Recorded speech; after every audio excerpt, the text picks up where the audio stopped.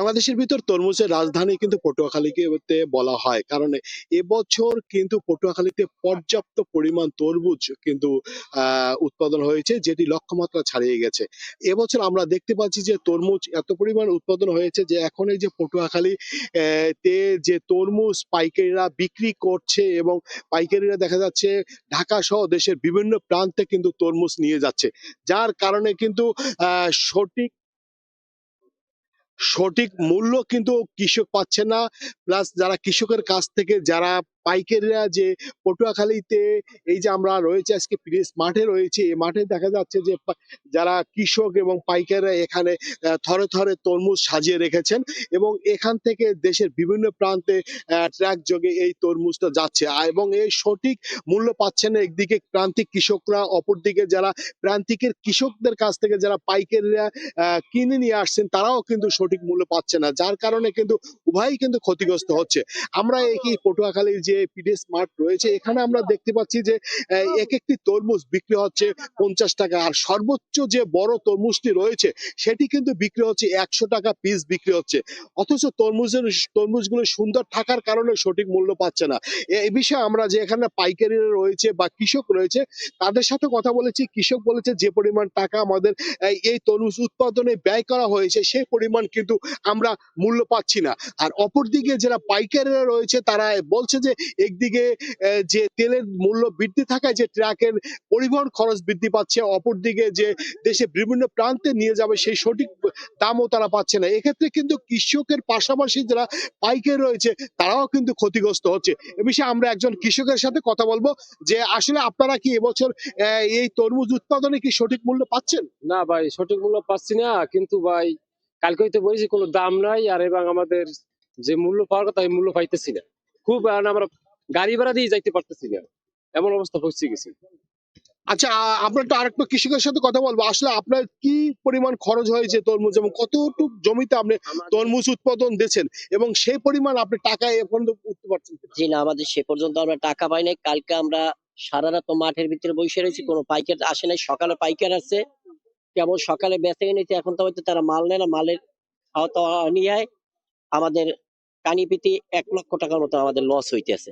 বরঞ্চ আমরা যদি আবার মাল রিটার্ন নেই তাহলে আমাদের ডাবল খরচা বা নিয়ে বেচবো বা কোন জায়গায়, এই যে আরো দিয়ে বেচা লাগবে, এই জন্য আমরা মালের ন্যায্য মূল্য পাই নাই।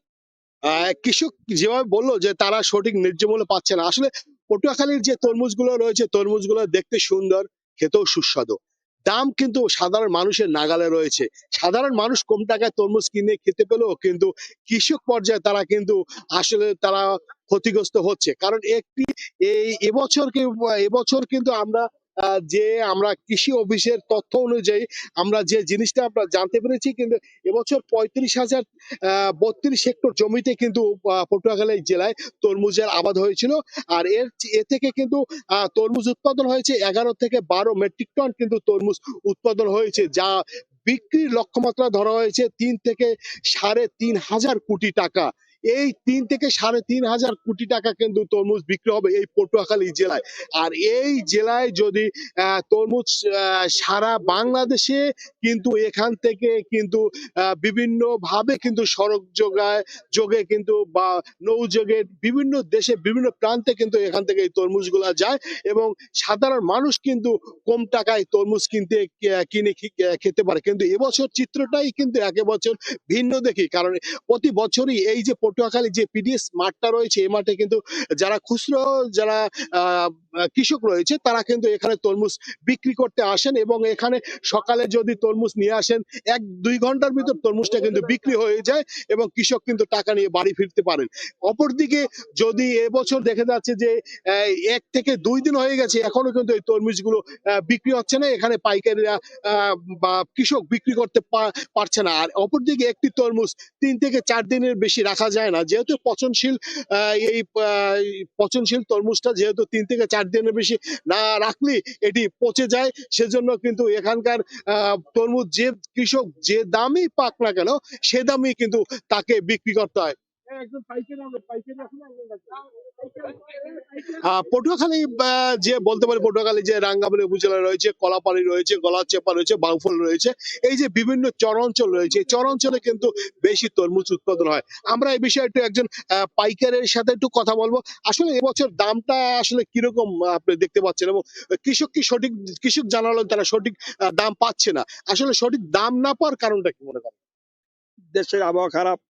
এই কয়দিন আগে বৃষ্টি হলো না, এই বৃষ্টির জন্য আবহাওয়া খুব খারাপ। এই জন্য এই ঈদের আগে বাজারটা মোটামুটি ভালো ছিল, ঈদের পরে বাজার খারাপ হয়ে গেছে। এখন মাল কেনার মতো কোনো লোক নাই, মাল যে কিনবে এই ধরনের কোনো লোক নাই, এত বাজার খারাপ মালের। আচ্ছা, আপনারা যে এখান থেকে কৃষকের কাছ থেকে যে তরমুজটা নিয়ে দেশের বিভিন্ন প্রান্তে পাঠাচ্ছেন, এখান থেকে কৃষক কি সঠিক মূল্য পাচ্ছে না?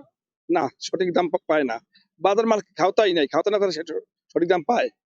আসলে এই যে আমরা শুনতেছি যে আপনাদের পরিবহন খরচের তেলের দাম, তেল পাওয়া যাচ্ছে না, পরিবহন খরচ সমস্যা, এটি কি সমস্যার সৃষ্টি হচ্ছে?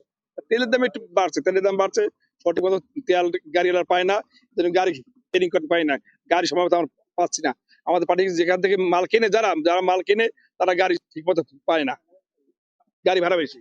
আহ আহ, যেভাবে শুনলেন আসলে যেভাবে আমরা জানি যে পটুয়াখালী কিন্তু তরমুজের রাজধানী বলা হয়, এখানে কিন্তু পর্যাপ্ত পরিমাণ তরমুজ উৎপাদন হয়। এবছর পটুয়াখালীতে কিন্তু 35,000-এরও বেশি হেক্টর জমিতে তরমুজ আবাদ হয়েছে, যার লক্ষ্যমাত্রা ছিল 11 থেকে 12,000 মেট্রিক টন তরমুজ উৎপাদন হয়েছে, এবং ধরা হয়েছে কিন্তু কয়েক হাজার কোটি টাকা কিন্তু এই তরমুজ বিক্রি হচ্ছে এই পটুয়াখালীতে। এবছর কিন্তু আসলে তরমুজের ন্যায্য মূল্য পাচ্ছে না কৃষক, যার কারণে কৃষক একদিকে কৃষক ক্ষতিগ্রস্ত হচ্ছে, অপরদিকে যারা পাইকারি রয়েছে, যারা কৃষকের কাছ থেকে এখানে নিয়ে এসে পটুয়াখালী পিডিএস মার্টে বিক্রি করছে, তারাও কিন্তু পিডিএস মার্ট থেকে পাইকারিও বিক্রি করতে পারছে না। কারণ একদিকে রয়েছে পরিবহন সংকট রয়েছে, অপরদিকে দূর দূরান্তে পাঠাতে পারছে না এই তরমুজগুলো, যার কারণে সঠিক মূল্য না পাওয়ায় এখানে কৃষক এবং যারা এর সাথে জড়িত রয়েছে এবছর তরমুজ চাষে সবাই ক্ষতিগ্রস্ত হচ্ছে। এই ছিল পটুয়াখালী থেকে আমার কাছে তরমুজ চাষের সর্বশেষ।